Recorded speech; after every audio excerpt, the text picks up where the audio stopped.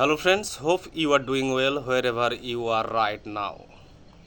এই মহাবিশ্ব কিভাবে সৃষ্টি হয়েছে, অর্থাৎ এই মহাবিশ্বের এই ইউনিভার্সের সমস্ত গ্রহ নক্ষত্র থেকে শুরু করে প্রাণী জগৎ, উদ্ভিদ জগৎ থেকে কীট পতঙ্গ এবং পদার্থের জগৎ কিভাবে সৃষ্টি হয়েছে তার সর্ব উৎকৃষ্ট আপনি উত্তর পাবেন দুটি উৎস থেকে। একটি হচ্ছে ফিলোসফি আর একটি হচ্ছে সায়েন্স, অর্থাৎ দর্শন এবং বিজ্ঞান থেকে। কিন্তু বিভিন্ন ধর্মগ্রন্থে বিভিন্ন গড দাবি করে থাকেন যে এই মহাবিশ্ব বা এই প্রকৃতির সমস্ত কিছুকে, প্রাণী জগৎ থেকে উদ্ভিদ জগৎ এবং পদার্থকে গড এতদিনে বা এইভাবে সৃষ্টি করেছেন।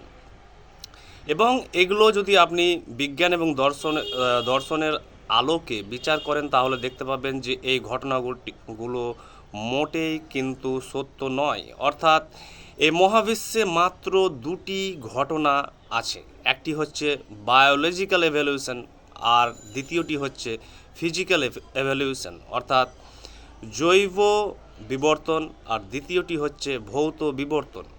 অর্থাৎ এই মহাবিশ্ব আপনারা ভালো করেই জানেন, যারা বিজ্ঞান পড়েছেন বা শুনেছেন বা দেখছেন, যে এই মহাবিশ্ব কিন্তু একদিনে হঠাৎ আপনার কাছে বর্তমান এই যে রূপ দেখছেন, বর্তমান যে অবস্থা দেখছেন, এই বর্তমান অবস্থায় একদিনে বা কয়েকদিনে আসেনি। হাজার হাজার বছর লেগেছে এই মহাবিশ্ব কিন্তু সৃষ্টি হতে। যে সৃষ্টি তত্ত্বকে বলা হয় এভলিউশন, অর্থাৎ ফিজিক্যাল এভলিউশন, কীভাবে গ্রহ উপগ্রহ থেকে নক্ষত্র থেকে কসমিক আরও যা প্রপার্টিজ আছে সৃষ্টি হলো।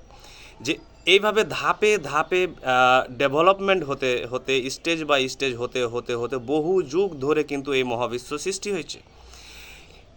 এবং এই ভৌত বিবর্তন অর্থাৎ ফিজিক্যাল এভলিউশন প্রত্যেক ধর্মগ্রন্থ স্বীকার করে নিয়েছে, কিন্তু কোনো ধর্মগ্রন্থ স্বীকার করেনি যে বায়োলজিক্যাল এভলিউশনও সত্য। অর্থাৎ এই যে ভৌত বিবর্তনের যে কথা বললাম মহাবিশ্বের, যেমন এটি সত্য তেমনি কিন্তু জৈব বিবর্তনও সত্য, অর্থাৎ প্রাণী জগতের বিবর্তন, যে মানুষকে কেউ গোটা করে তার বর্তমান রূপে হ্যান্ডসাম করে তাকে কেউ পাঠাননি, যেমনটা ঠিক এই মহাবিশ্বকে কেউ পাঠাননি তার বর্তমান অবস্থায়। এই মানুষের সৃষ্টি থেকে সমস্ত কীট পতঙ্গ থেকে উদ্ভিদ প্রাণী জগৎও সৃষ্টি হয়েছে, কিন্তু এই মহাবিশ্বের মতো ধাপে ধাপে ধাপে যুগ যুগ ধরে, হাজার হাজার বছর ধরে।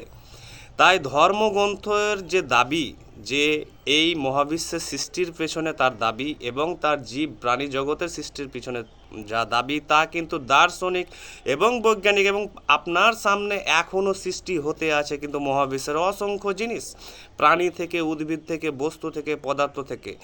তাই ধর্মগ্রন্থের দাবি কিন্তু দার্শনিক এবং বৈজ্ঞানিক আলোকে কিন্তু মোটেই গ্রহণযোগ্য নয়।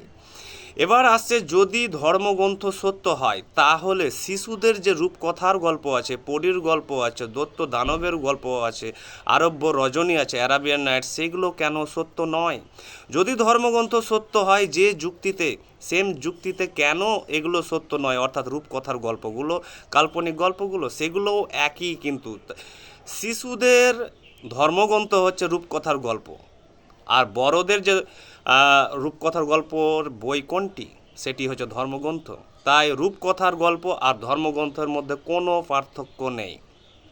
এবং এই পরিপ্রেক্ষিতে আমি বলি, পৃথিবীতে অসংখ্য ধর্মগ্রন্থ এসেছে। আমি একটি ধর্মগ্রন্থ লিখছি যার নাম হচ্ছে সাইলেন্স, এ নিউ রিলিজিয়ান, অর্থাৎ ইংলিশে এবং বাংলাতে এই দুটি ভাষাতে কিন্তু পাবেন আপনারা খুব শীঘ্রই, যে নীরবতা একটি নতুন ধর্ম। এই ধর্মগ্রন্থ আমি দাবি করছি যত ধর্মগ্রন্থ আছে পৃথিবীতে তার চাইতে অনেক অনেক অনেক গুণে হচ্ছে শ্রেষ্ঠ, গ্রেটেস্ট।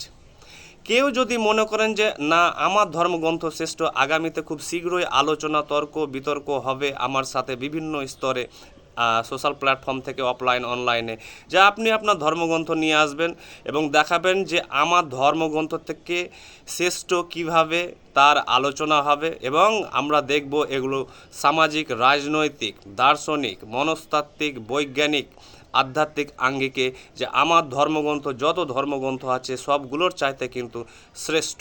Thank you.